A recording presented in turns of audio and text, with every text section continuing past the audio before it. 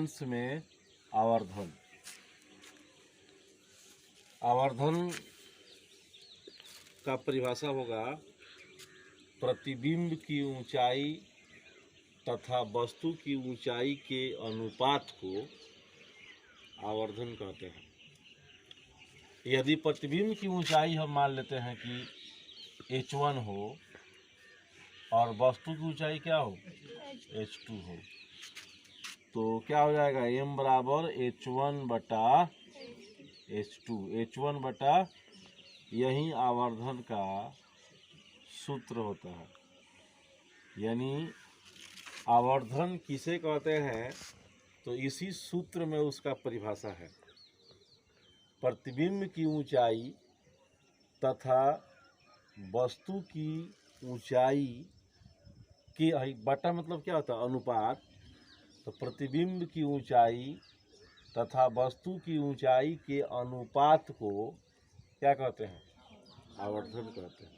और आवर्धन में प्रतिबिंब की ऊंचाई को अगर h1 मानते हैं, वस्तु की ऊंचाई को हम क्या मानते हैं, h2, तो m बराबर h1 बटा h2। याद रहे कि h1 जो है प्रतिबिंब की ऊंचाई है और h2 जो है क्या है, वस्तु की ऊंचाई है। या आवर्धन का एक और परिभाषा होता है, दर्पण में भी बताए थे। आवर्धन m बराबर होता है v बटा u। क्या होता है, जहाँ v क्या है, प्रतिबिंब दूरी। क्या है, मत लिखिएगा आप लोग, प्रतिबिंब दूरी बटा वस्तु दूरी। कुछ याद आ रहा है आप लोगों को? वहाँ लिखवाए थे दर्पण में कि m बराबर माइनस v बटा u। माइनस लगा हुआ था यहाँ पर, यही समझने वाली बात है। यहाँ माइनस लगा था और यहाँ m बराबर केवल v बटा u होता है, माइनस यहाँ से हट जाता है। लेंस में v बटा u होता है और दर्पण में माइनस v बटा u होता है। तो v क्या है, प्रतिबिंब दूरी, u क्या है, वस्तु दूरी, अर्थात m बराबर v बटा u। तो अगर इस सूत्र से परिभाषा निकालना हो तो हो जाएगा कि किसी लेंस में प्रतिबिंब दूरी तथा वस्तु दूरी के अनुपात को क्या कहते हैं। किसी लेंस में प्रतिबिंब दूरी तथा वस्तु दूरी के अनुपात को आवर्धन कहते हैं। आवर्धन को तो हम जानते हैं कि m से लिखते हैं। और एक और बात, आवर्धन जो होता है मात्रकहीन होता है, यानी इसका कोई मात्रक नहीं होता। आवर्धन क्या होता है, मात्रकहीन। आवर्धन मात्रकहीन होता है। यानी अगर कोई पूछे कि आवर्धन का मात्रक क्या होता है, तो बोलेंगे आवर्धन का मात्रक कुछ नहीं होता है। मात्रकहीन माने क्या होगा, इसका मात्रक नहीं होता है। आवर्धन का मात्रक नहीं होता है। हो गया। आवर्धन का व्यंजक प्राप्त करें। बहुत ही इम्पोर्टेंट क्वेश्चन है ये, परीक्षा में आता है सिद्ध करने के लिए कि आवर्धन का व्यंजक प्राप्त करें या सिद्ध करें कि m बराबर कितना होता है, v बटा u। ठीक से समझिए इसको। मान लेते हैं कि माना ये mn जो है, m से लेकर n, mn क्या है, एक उत्तल लेंस है। ये उत्तल लेंस है, mn एक क्या है, उत्तल लेंस। और इसके प्रधान अक्ष पर एक वस्तु रखे हैं AC। ये AC क्या है, एक वस्तु है और इस वस्तु का प्रतिबिंब यहाँ बन रहा है I से A डैश। ये क्या है, उसका प्रतिबिंब है। तो इसका वास्तविक प्रतिबिंब और उल्टा प्रतिबिंब बना, ये उल्टा है, वास्तविक और उल्टा प्रतिबिंब I A डैश बनता है। तो सिद्ध करना है कि m बराबर v बटा u। मान लेते हैं ये वस्तु की ऊंचाई है, वस्तु की ऊंचाई को हम h2 मान लेते हैं। अभी बताया है कि वस्तु की ऊंचाई को h2 मानते हैं और प्रतिबिंब की ऊंचाई को h1। और ये प्रतिबिंब की ऊंचाई है, इसको हम क्या मान लेते हैं, H1 है। चित्रानुसार बताइए आप लोग कि AC क्या है। देखिए तो AC की मान कितना है H2 और I से A डैश कितना है यानी I A डैश कितना है I A डैश H1 है। अब देखिए O से लेकर ये C तक ये वस्तु रखा है ना यहाँ पर, तो कोई भी दूरी कहाँ से मापते हैं O से, और दर्पण में कहाँ से मापते हैं ध्रुव से P से मापते हैं, और यहाँ O से मापते हैं। तो O से लेके C यानी OC क्या है वस्तु दूरी है, तो माइनस U, चूंकि इधर बना है तो क्या होगा वस्तु दूरी क्या होता है माइनस में हो गया। और O से लेकर I OI यानी O से I क्या है प्लस भी माइनस नहीं। चिन्ह परिपाटी में हम बता चुके हैं कि केंद्र के दाहिनी ओर प्लस में होता है और बाईं ओर क्या होता है, तो ये दाहिनी ओर है OI, तो OI हम केंद्र से दाहिनी ओर माप रहे हैं, अतः ये क्या होगा धनात्मक होगा। और O से C हम बाईं ओर मापे हैं, इसीलिए क्या होगा माइनस। इसीलिए हम आवर्धन m बराबर अभी बताए हैं कि H1 बटा क्या होता है H2 होता है ना है?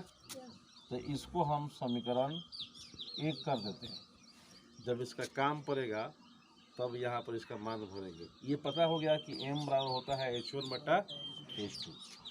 अच्छा अब आइए, अब देखिए त्रिभुज इसमें लेते हैं, ध्यान दीजिएगा इसमें त्रिभुज I A डैश O, त्रिभुज I A dash O, figure में देखिए I A डैश O, ये बड़ा त्रिभुज है ना। इस त्रिभुज में ये कोण 90 डिग्री है, ठीक है। और इसमें आते हैं त्रिभुज ACO, यहाँ ये कितना है 90 डिग्री है। त्रिभुज IA डैश O तथा त्रिभुज ACO में ध्यान दीजिएगा, इसमें ये 90 है 90 डिग्री, ये 90 डिग्री है और इसमें का ये 90 डिग्री है। तो इस कोण का नाम क्या होगा OIA डैश, यानी कोण OIA डैश बराबर है इसके, इसका नाम क्या होगा कोण ACO, कोण ACO बराबर हो गया 90 डिग्री, दोनों बराबर है, दोनों 90 डिग्री है। अच्छा, नाइन्थ का थ्योरम है कि जब दो रेखाएं परस्पर काटती हैं तो आमने सामने का कोण जो होते हैं वो बराबर होते हैं। तो ये जो कोण होगा इस कोण के बराबर होगा, क्योंकि दोनों काट रही है परस्पर, ये कोण इसके बराबर होगा। तो इधर से लेंगे, पहले हम लेते हैं कोण IOA डैश, कोण IOA डैश बराबर होगा इस कोण का, इसका नाम होगा AOC, कोण AOC हो गया। कौन कोण है ये, तो सम्मुख कोण है, आमने सामने के कोण है, इसको बोलते हैं सम्मुख कोण। अच्छा, जब दो त्रिभुज में दो कोण बराबर होते हैं तो तीसरा कोण अपने आप क्या होता है बराबर होता है। तो इस त्रिभुज में तीसरा कोण कौन बच गया A, यानी शेष कोण, इसका नाम हो जाएगा IA dash O, IA dash O बराबर होगा, इसमें बच गया ये A, इसका नाम क्या हो जाएगा CAO, कोण CAO। जब किसी त्रिभुज में जब किन्हीं दो त्रिभुजों में तीनों कोण के बराबर हो जाता है तो दोनों त्रिभुज समरूप होते हैं। इसीलिए एंगल से त्रिभुज आई ए डैश ओ समरूप होगा त्रिभुज ए सी ओ के। और जब समरूप होता है तो भुजाओं का अनुपात क्या होता है? बराबर होता है। तो भुजाओं का अनुपात बराबर होगा, तो इसमें से हम भुजा लेते हैं ये आई से लेकर ए डैश, यानी आई ए लेते हैं, आई ए डैश, तो नीचे हो जाएगा ये कौन सा? ए से सी। क्या हो जाएगा? क्योंकि आई ए डैश के सामने का कोण ये है और ये कोण इस कोण के बराबर है, तो इसीलिए इस कोण के सामने की भुजा क्या हो जाएगा? ए सी। ए सी लिखा है ना, बराबर। अब लेते हैं ये भुजा ओ से लेकर आई तक, ओ आई लेते हैं, तो ओ आई लेंगे तो ओ आई के सामने कोण ए है और यह ए इस त्रिभुज में किसके बराबर है? इस ए के बराबर है। तो इस ए के सामने की भुजा क्या हो जाएगा? सी से लेकर कहाँ तक? ओ तक, यानी ओ सी हो जाएगा। अब देखिए आई ए यहाँ लिखा गया है, आई ए, यही ना जी, आई ए डैश क्या है यहाँ पर? तो जहाँ आई ए डैश लिखे हैं वहाँ पर क्या हो जाएगा? H1 बटा, और जहाँ लिखे हैं ए सी, तो ए सी क्या है? देखिए तो H2 है ना जी, तो ये हो गया H2। लेकिन एक ध्यान दीजिएगा, ये नीचे बना है, तो इस लाइन के नीचे क्या होता है? माइनस में चिन्ह परिपाटी से। और लाइन के ऊपर क्या होता है? तो ये तो ऊपर है तो ये तो प्लस में होगा, H2 प्लस में होगा, लेकिन H1 क्या होगा? क्योंकि ये नीचे है तो यहाँ क्या हो जाएगा? Minus H1। बात समझ में आई? बराबर ओ आई कहाँ है? देखिए यहाँ ओ आई लिखा हुआ है, यहाँ H1 में माइनस लगा दीजिएगा, ठीक है। अच्छा, अब ओ आई देखिए क्या है? क्या है? भी हो गया बटा ओ सी क्या है यहाँ पर? है? तो माइनस यू हो जाएगा, इधर भी माइनस है, इधर भी माइनस है, माइनस माइनस क्या हो जाएगा? कट जाएगा, तो हो जाएगा H1 बटा H2 बराबर V बटा U। अब ध्यान दीजिए, H1 बटा H2 का मान यहाँ निकाले हैं। H1 बटा H2 क्या है यहाँ पर? तो जहाँ H1 बटा H2 लिखे हैं वहाँ पर M हो जाएगा, यहाँ क्या हो जाएगा?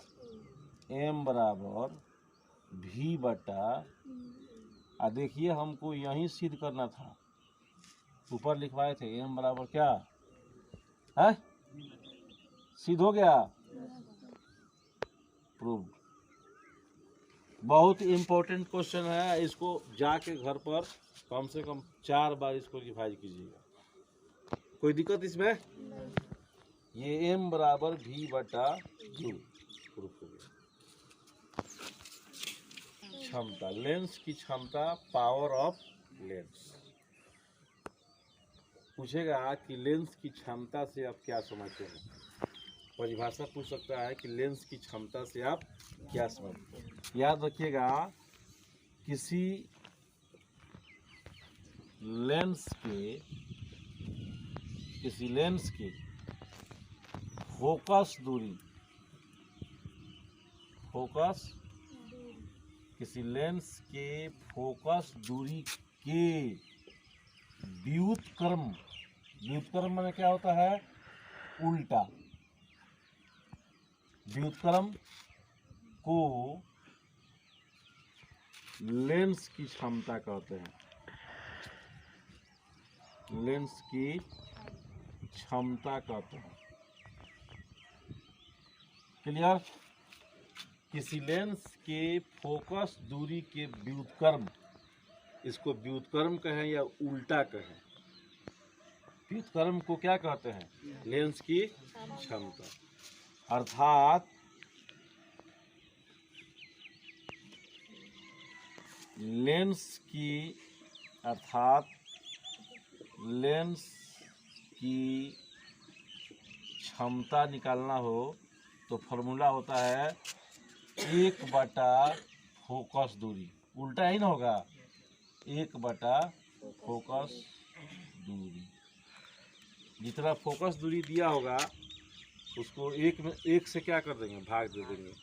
जैसे 4 का उल्टा कितना होता था 1/4, 5 का उल्टा कितना होगा 1/5, वैसे ही फोकस दूरी का उल्टा कितना होगा 1 फोकस दूरी। तो लेंस की क्षमता को हम लोग P से लिखते हैं, पावर यहाँ है ना पावर, तो संक्षेप में क्या लिखते हैं P से, अर्थात P बराबर होता है 1/, फोकस दूरी क्या लिखते हैं छोटा f से, ये फार्मूला हो गया। P बराबर क्या होता है 1/f। एग्जाम में क्वेश्चन में पूछता है, इससे आंकिक प्रश्न पूछता है, सूत्र क्या हो गया P बराबर 1/f। अच्छा, लेंस की क्षमता का SI मात्रक, लेंस की क्षमता का SI मात्रक जो होता है, मात्रक क्या होता है तो मीटर के पावर -1, मीटर के पावर m से क्या हो गया मीटर, मीटर के पावर -1, या इसको कहते हैं डाइऑप्टर, डाइऑप्टर, डाइऑप्टर क्या कहते हैं,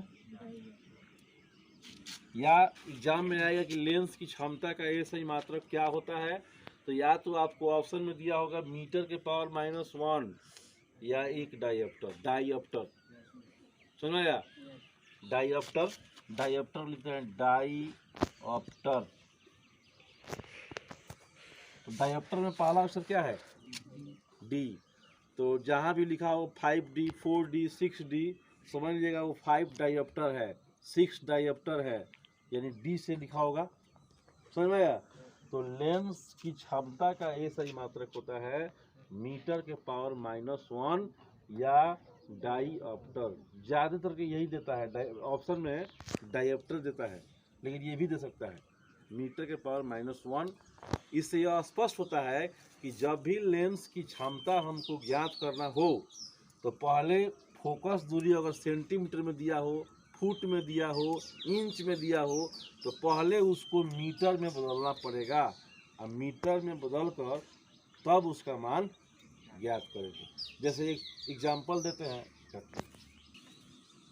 एक एग्जाम्पल उदाहरण है कि एक उत्तल लेंस की फोकस दूरी कितना है 20 सेंटीमीटर, तो लेंस की क्षमता ज्ञात करें। ये ऑब्जेक्टिव क्वेश्चन में भी आ सकता है कि एक उत्तल लेंस की फोकस दूरी 20 सेंटीमीटर हो तो लेंस की क्षमता होगा, 4 गो ऑप्शन दे देगा, 2 डाइऑप्टर, 3 डाइऑप्टर, 5 डाइऑप्टर, ऐसे ऑप्शन दे देगा, कौन होगा उसमें, तो बनाएंगे तब ना इसको।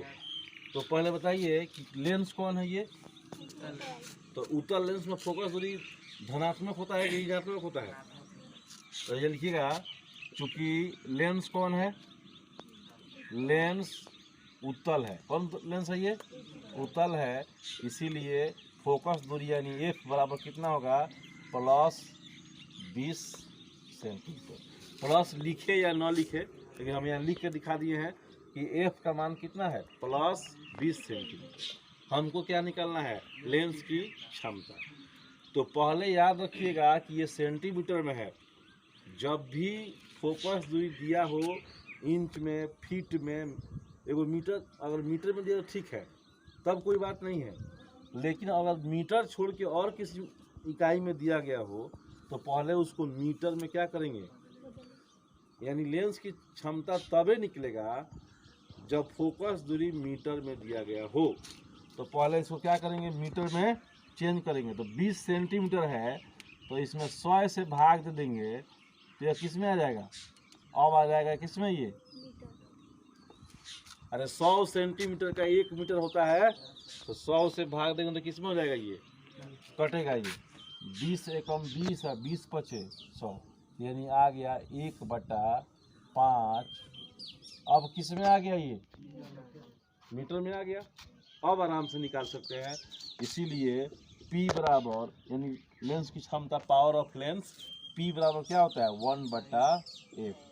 तो ये बराबर का बराबर हो गया, 1 का 1 हो गया, एक बट्टा हो गया, और f का मान यहाँ निकाला गया कितना, एगो तो यहाँ 1 है, मेन बट्टा ये हो गया, बट्टा हो गया f, और f का मान कितना है, तो फिर 1/5। ध्यान रहे कि ये बार जो मेन बट्टा है उसके सामने बराबर होना चाहिए। तो ये पलटेगा ना, अब मेन बटा है तो क्या हो जाएगा 1, अब मेन बटा को किसे बदलते हैं? अरे इसको यहाँ से क्या करेंगे अब,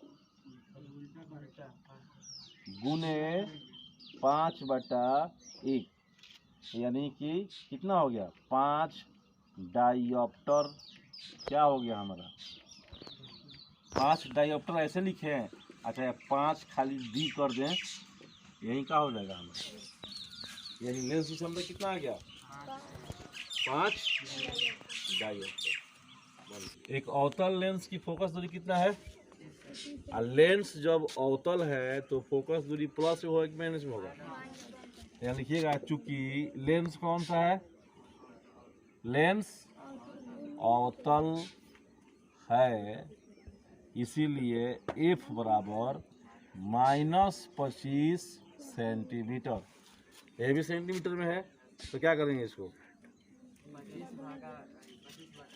तो -25/100, अब किस में आ जाएगा ये मीटर, तो 25 से कम 25, 25 चौका 100, यानी -1/4, अब क्या हो गया ये मीटर। इसीलिए लेंस की क्षमता P बराबर क्या होता है 1/F, तो बराबर का बराबर बटा का बटा हो गया, 1 का 1 हो गया, और F का मान कितना है -1/4। अब पलटेगा ये तो 1 गुने 4/-1, यानी -4 डाइऑप्टर। ये क्या हो गया, तो यह हो गया लेंस की क्षमता।